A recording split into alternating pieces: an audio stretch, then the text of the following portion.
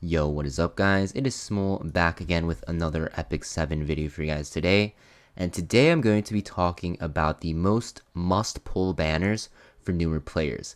Now I decided to make a top 4 list for this video because I really tried to actually make a top 5, but the 4 units that I'm going to mention are just a lot more important than the other ones in the game.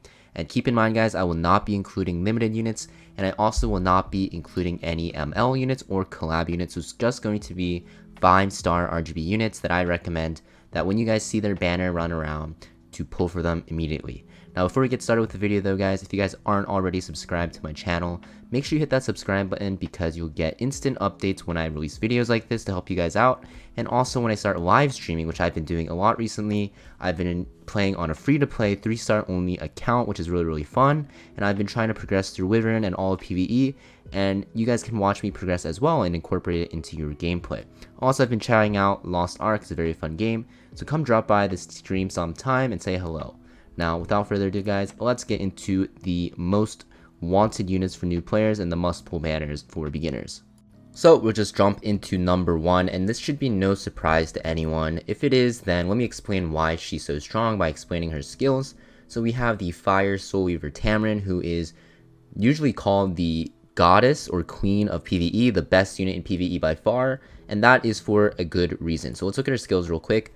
So her S3 is actually unique in that it'll start on cooldown, and also what it does when you actually have it available and use it, it is going to full cleanse your entire team, which is insane, fully heal herself, and then she'll get an extra turn while having an idle buff, which is undispellable, which is a very strong buff because you'll see that it'll transform her other skills.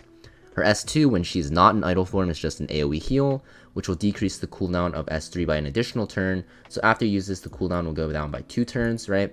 And in idle form, what this does, it's an AoE heal that increases attack of all allies for 2 turns, and CR pushes by 50% if you mull it, also heals. This is an insane ability because it heals, attack buffs, and CR pushes super, like 50% CR push is insane. You're basically going to lap the enemies like over and over, and yeah, very powerful S2 in idle form. S1 is a basic attack in normal form, which just heals one random ally, not random, but the ally with the lowest HP, and has the same effect as the S2 where you'll decrease the cooldown of your S3 by an additional turn. And in idle form, this will be an AoE attack that dispels all buffs and also triggers a dual attack from the ally with the highest attack. So yeah, AoE strip, 100% chance unless you get 15%ed.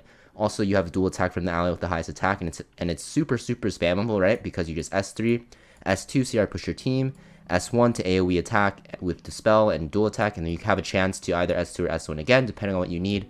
And if you build her super fast in Mangaraha's Tome, or you pair with an Asseria who can reset her cooldown, you can actually keep her in idle form almost all the time, which makes her very powerful Soul Weaver. She basically has everything you want in a unit, not just a support unit, in her kit, right? She has a full cleanse, she heals herself, making her super tanky. She has an AoE heal, AoE attack buff, AoE CR push, and an AoE strip with a dual attack, making her actually do a decent amount of damage. And if you really need extra healing, you can Soul Burn her S1 for a huge heal as well. Very powerful unit for PvE, guys. She's going to be used pretty much everywhere besides Wyvern. You can pretty much slaughter her everywhere and she'll be very strong. Most notably strong in every expedition, Abyss, high Abyss floors really need her. Late game adventure, you can use her in Rage. She's very powerful. Golem, Azmana, Hades, you name it. She's just very strong, guys. Make sure you pull for her if her banner comes around.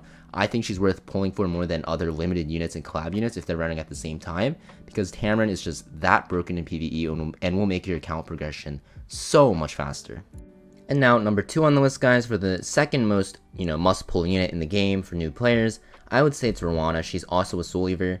Now, I used to think Rwanda was very strong, but not really a must pull. But now with the addition of episode 3 into the game and episode 4, Rwanda makes light work of the boss. Now, if you guys don't know why, let me explain why with her skills. S3 is an AoE heal that has Revive built in. Very nice because this will make it so if your units accidentally get one shot by the boss, you can just revive right after with the buff. S2 is her main gimmick. Basically, whenever you're hit by an extra attack, counter attack, or dual attack, which happens a lot in episode 3 and a lot of bosses in the game that are, late game, you'll CR push your allies and heal your allies. So very insane. If you're against bosses that constantly counter attack or dual attack, you're just getting constant CR push and constant healing. S1 is going to be a barrier to an ally with the lowest HP. not that great, and you're mostly using her for S2. So the reason why I think she's a lot stronger now than before, even though she was already strong, is because Katie's, right? Katie's Hunt is very, very important to farm now because pen set's really good, injury set's really good, and revenge set is seeing some play now. Rwanda is the best soul weaver by far. I'd say even more important than Tamarin because of how many counterattacks there are. If you just slaughter in your Katie's team, your team will get so much CR pushing and healing, and you kind of need her for a good Katie's team if you're not one-shotting. Also, like I said, episode 3, a lot of bosses are very hard, especially for mid-game players, beginners. So having Rwanda makes light work of it because you're basically abusing the fact that you're just healing and CR pushing your team with the counterattacks and dual attacks, which happen a lot in episode 3. Also, in Dark Expedition and Ice Expedition, you can use her. She's a very, very strong soul weaver. So yeah, you want to make sure that you pull this unit if you have her. She's a very powerful PvE unit, and also in PvP, you can use her as a counter to some of the meta units, such as Rem and Bellion. Very, very strong unit, guys. Make sure you pull for her. She's insanely strong in PvE, and she is very good in PvP as well. Unlike Tamarin, who's only used for PvE, Rwanda has some usage outside of it, so make sure you pull for this unit, guys. Rwanda is a crazy, crazy strong unit. And now at the number 3 spot, guys, we have Sigrid. So Sigrid used to be number 2. Honestly, her and Rwanda used to switch spots.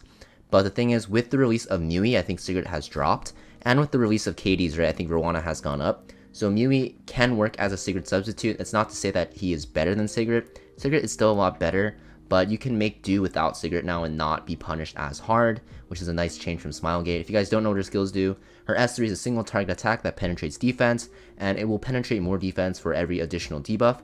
Also, it will extinct an enemy when defeated. This is mostly for PvP, the extinction part. S2 is going to be a single target attack with a 100% chance to land on healable and bleeding, and if the enemy's health is lower than 50%, you'll actually S1 right after, which is going to be a 50% chance of inflicting 2 bleeding effects for 2 turns. So you're going to see she has a lot of debuffs, and both of them last for 2 turns, which makes it stick really, really easily, and her exclusive equipment actually has a chance to make her bleeding chance go up to 70% instead of 50%, which is very, very nice, and if you're one-shotting Wyvern, you can actually use a damage one as well. So Sigrid, very, very good. She's going to be the best unit for Wyvern one-shot, easiest to gear, and also even for Wyvern one-shot or normal teams, she's going to be very strong. You can also use her as a single target DPS for some bosses if you really need one, even though it's not recommended. But the main reason why she's so good is because of Wyvern, right? She makes your Wyvern runs more consistent. She'll also make them a lot faster because she does the most damage in the game to Wyvern. And also you need her for one-shot team, which is going to be a lot of your farming is going to be done in Wyvern, right? So having one-shot team is really nice because on hunt days where you're doing Wyvern for like a couple of hours every day, you're going to be able to actually do even more runs. And once you get to late game, guys, you're going to run into the problem where you have too many leafs and too many sky stones to spend all in one day of the hunt event. So by having a Wyvern one-shot team, which Sigrid enables, you'll be able to use a lot of your energy a lot quicker, so you'll be able to farm a lot more gear in turn. Also, just having Sigrid will make your gameplay or your game a lot more fun because you're not going to spend as much of time farming Wyvern. So if you don't have Sigrid, guys, even if you have a Wyvern team running, I recommend pulling for her and replacing one of your units with her because she is so damn good in Wyvern, guys. And number 4 on the must pull list, this might be a surprise to some of you guys out there, but if you know, you know, we have Asseria, Earth Ranger, very powerful unit, and let me explain her skills real quick. S3 is going to be a single target Dispel, which will also decrease defense and land unbuffable. S2 is a skill cooldown reset of an ally, which will also give you an extra turn. And her S1 is a chance to defense break, which is very, very high, and this actually defense breaks for 2 turns. So why is Asseria so good, right? If you look at her skills at first glance, you'll probably think that she doesn't do anything besides like defense break, right? Which is kind of true, but she also lands the unbuffable and the dispel, which is very important for late game bosses because they have a lot of buffs, and especially if you're in mid game and you're struggling to, you know, find a good Asmonak team and Hellraid team, you can always use Asseria for Hell Queen and Asmonak 13, and she's very, very strong there. One of the best, if not the best, dispellers / defense breakers for those 2 areas of content. And you can also use her in Ice Expedition, Dark Expedition, Light Expedition, Katie's as well. She's very strong, which is really hard to farm for newer players, and Asseria makes it a lot easier.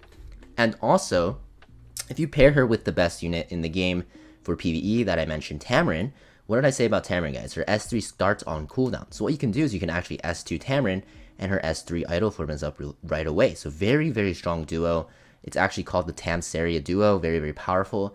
Even in auto comps, you can actually make it so Asseria will always S2 her Tamarin, because the way that Asseria's S2 works in auto is if you have 2 other units besides Tamarin and Asseria with skills off, like Aros and like Arby, for example, which are good units with their skills off. Then Asseria will only S2 Tamarin on cooldown because the other units have their skills off. So that's a way to manipulate it to make sure Asseria will always S2 a Tamarin, and your Tamarin will always have idle form up. So if you pair them together with 2 other units that can, do very well without skills on, you can have a very, very insane auto team for whatever area of content.